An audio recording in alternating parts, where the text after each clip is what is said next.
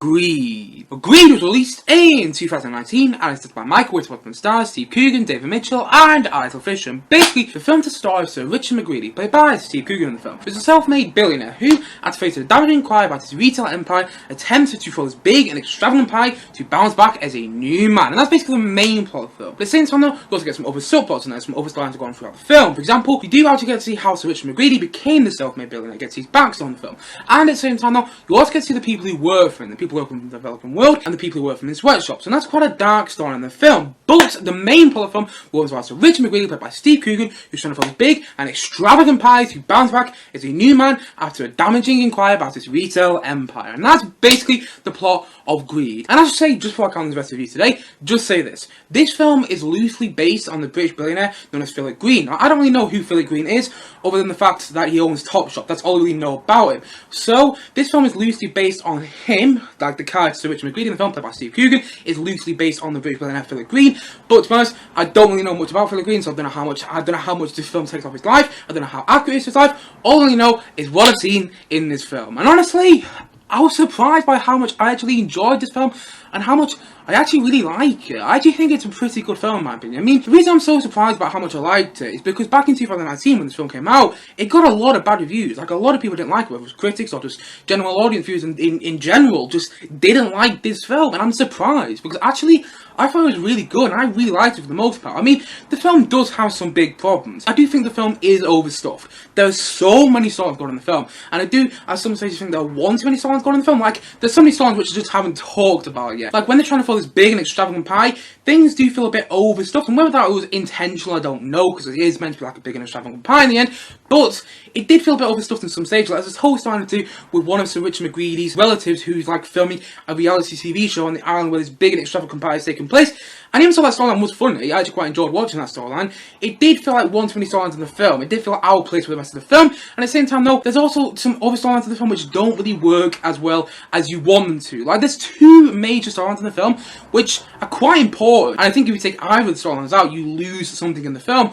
But there's two big storylines in the film which don't really gel that well. And that's the whole storyline to do with Sir Richard McGreedy and all these people putting on this big extravagant pie. And at the same time though, this whole storyline with the people who work from, like, the developing world and the people who work from the sweatshops.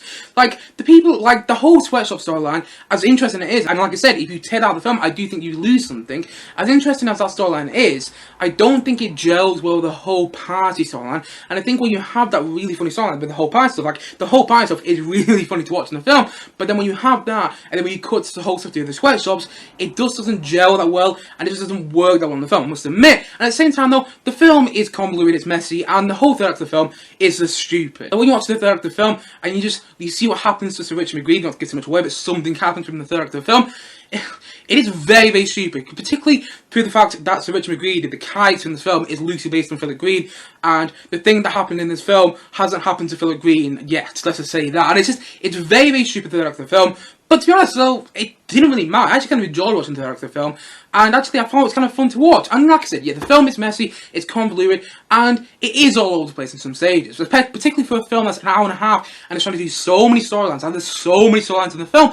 But the thing is though, it kind of works in my opinion. I enjoy watching this film, and when I so I'm not entirely sure why, but the thing is though, I'm happy that I enjoyed watching it, because it's a film that I wanted to watch since it came out in 2019. Like, I remember, I couldn't watch it at the time because I was really, really busy, and then I remember seeing it on Now TV the other day, and I went to go watch it last night, and actually, I really enjoyed myself with it. I think one of the reasons I like this film so much is performances. I think the performances are really fun to watch. Like, Steve Coogan plays this really obnoxious and self-absorbed character, but he plays it so, so well, and it's one of those really weird things. Like, he's quite an annoying character, you know, Sir Richard McGreedy's quite an annoying character, but the way Steve Coogan plays him makes it actually quite fun to watch that character, quite entertaining, and I really like that about it. I think Steve Coogan did a really fun and really enjoyable performance in the film, and at the same time though, I also really enjoyed David Mitchell's performance in the film. I thought he was really, really funny to watch. Like, whether that's just because I like David Mitchell in general, like, I'm a huge fan of What I Lie To, which is he's one of the judges on What I Lie To, and I think he's so funny on that. And so whether it's because I really like David Mitchell as a comedian in general, I don't know, but I found him really, really funny in the film, and I really liked the performance as well. I'm going into the whole thing with funniness in the film. I think the film is really, really funny. I laughed out loud in quite a lot of the moments of the film. I mean, not all the comedy worked for me, I must admit, but most of it did, which I'm going to take from this film. Like, most of the comedy worked, which genuinely surprised me. At the same time though, the film's got some really funny cameos, like James Blunt shows up in one scene, he's he's singing, you're beautiful, you're beautiful, you're beautiful, it's true. And there's one scene here where he's actually singing that in person, and that was a really funny scene in the film. I'm not going to spoil what happens in that scene in case you watch it, but that scene had me laughing out loud. And at the same time, though, there's another scene which involves like 5 cameos, like Colin Firth, Keira Knightley, Ben Stiller was in that scene, and I think one scene in the film where involves all those cameos and a really funny scene in the film. And at the same time, though, the film does got a great soundtrack full of really good songs in my opinion, like Money Money Money by ABBA. You also have Bang a Gong by T-Rex, and loads of great songs in the film. I can't think them off the top of my head right now, but there's loads of great songs in the film which actually worked really well. And I actually kind of enjoyed watching this film. I laughed along with it. I thought it was really fun to watch, and I found it generally enjoyable. At the same time, though, I also think it has kind of like Ocean's style direction to it. Like, if anyone's ever watched one of the Ocean movies, like Ocean's 11, 12, 13, or even Ocean's 8, which I watched not too long ago, which even had a similar style to it. You know, even if you watch one of those films before, you get what I mean, like kind of a, you know, kind of like a heist film style, like something's going to happen, which all the heist films are copied of Ocean's 11, by the way. This film does kind of have that style, and I really like that about it. It's kind of slick, it's quite fast paced, and you know what? It all kind of works. Yes, it's convoluted, yes, it's messy, and I do think there are one too many storylines in the film, and I do think the storyline between, you know, the party stuff, which is really fun to watch, which I really enjoyed watching, and you get the whole storyline to the sweatshop stuff, didn't gel well. Like, I must admit, it just didn't work well as I wanted to. Like, I do think if you take the sweatshop storyline out, I think you lose something,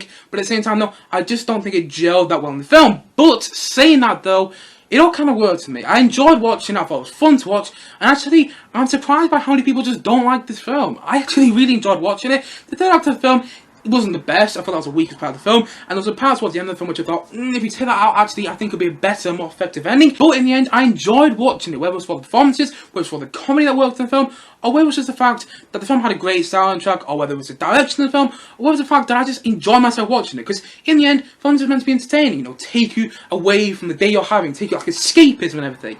And that's what the film did. It took my mind of the day that I was having, the things that were going on in my mind at the time, and you know what? I actually really enjoyed watching the film, which I didn't expect to at all. And so, all in all, I'm going to say that agreed. You know what? I'm going to say it's a 7.5 out of 10. I really enjoyed this film. I didn't expect to at all. I mean, it's not very fun, and that's fine. Because the film is very convoluted, and it is very overstuffed. And then it's an hour and a half film that's trying to do a lot in quite a small amount of time. But the thing is, though, it works for me, which is what I'm going to take from this film. I liked it, I laughed along with the film, I really enjoyed performances, particularly Steve Coogan and David Mitchell. I thought Isla Fisher was great in the film as well, and at the same time though, I really enjoyed it. I really enjoyed watching the film. I think it had a great soundtrack, and I laughed along with it, and you know what, I really enjoyed watching it. That's what I'm going to take from this film. And so, all in all, I'm going to say that agreed, it's a 7.5 out of 10 from me.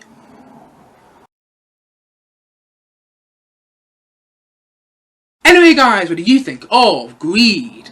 Please do comment down below and let me know your thoughts in the comment section below. Anyway guys, thank you as always for watching, and if you haven't yet, please do click down below and like subscribe on this video, and look forward to many more both film and TV to come very soon on this channel. See you guys again soon, but bye for now, bye!